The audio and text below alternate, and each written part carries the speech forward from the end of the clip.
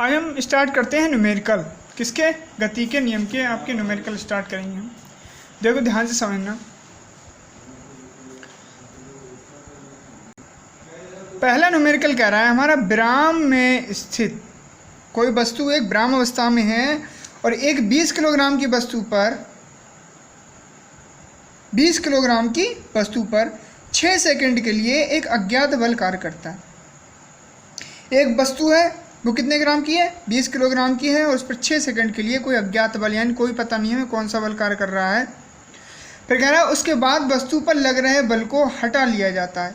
पहले बल लगाया और वो भी हमें नहीं पता कौन सा बल कार्य कर रहा है, और फिर लगाने के बाद क्या कर दिया हमने? हटा लिया जाता है। फिर कह रहा है वस्तु अगले 5 सेकंड में 60 मीटर की दूरी तय करती है।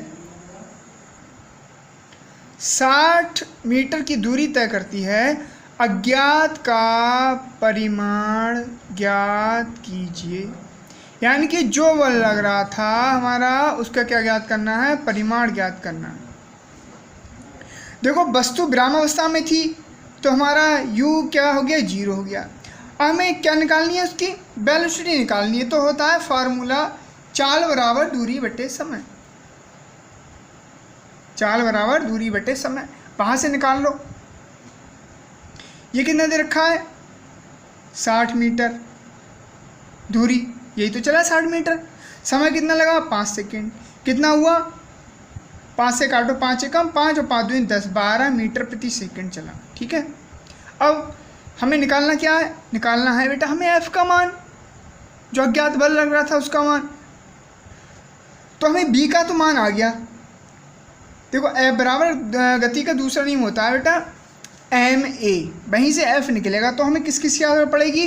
m की और a की। तो द्रव्यमान तो हमें दे रखा है 20 किलोग्राम, लेकिन हमें a का मान तुरंत नहीं दे रखा है। इसमें कहीं दे रखा है नहीं, तो पहले हमें वो तुरंत निकालना पड़ेगा। वो कैसे निकालेंगे? हमने एक समीकरण बताई थी गति की आपको b बराबर u प्लस at। यहाँ से हम देखो a का मान निकालेंगे। a का मान, जब a का मान निकालेंगे तो क्या करेंगे? देखो ये u को इधर ले जाओ, जब इस u को इधर ले जाओगे तो हो जाएगा b माइनस u, और इधर बचा बेटा at। हमें निकालना है a का मान, तो अगर t मल्टीप्लाई में तो ये आ गई हमारे नीचे। आगे नीचे नहीं आ गई। अब मान रख दो, b का मान हमने निकाला था 12 और u का मान था 0 और t का मान है 6। 6 दूनी 12 यानी कि 2 मीटर प्रति सेकेंड। अब हम निकाल सकते हैं f का मान, जो अज्ञात बल लगा था। उसका मान कैसे निकालोगे? देखो निकालो, उसका मान हम कैसे निकालेंगे? ऐसे निकालेंगे। गति के द्वितीय नियम से बल का परिणाम क्या होता है? बराबर है में। m का मान कितना है? 20। a का मान कितना है? 2। ये हमने अभी निकाला था। तो क्या हो गया? f बराबर 40 न्यूटन का बल लग रहा था। कितने न्यूटन का बल लग रहा था? 40 न्यूटन का बल लग रहा था। अब हम निकालेंगे क्वेश्चन नंबर 2। कह रहा है एक घर्षणहीन क्षैतिज तल में चित्र के अनुसार, जो चित्र दे रखा है, 3 ब्लॉक जुड़े हुए हैं। एक ब्लॉक ये, दूसरा ये, तीसरा ये। ब्लॉकों को गति देने के लिए 40 न्यूटन का बल लगाने पर ज्ञात कीजिए कि ब्लॉकों का त्वरण कितना होगा, तनाव टेंशन T1 यहाँ पर कितना होगा, टेंशन T2 कितना होगा। ये सभी हमें ज्ञात करना है। तो सबसे पहले हमें क्या ज्ञात करना है? ब्लॉकों का त्वरण, A का मान ज्ञात करना है।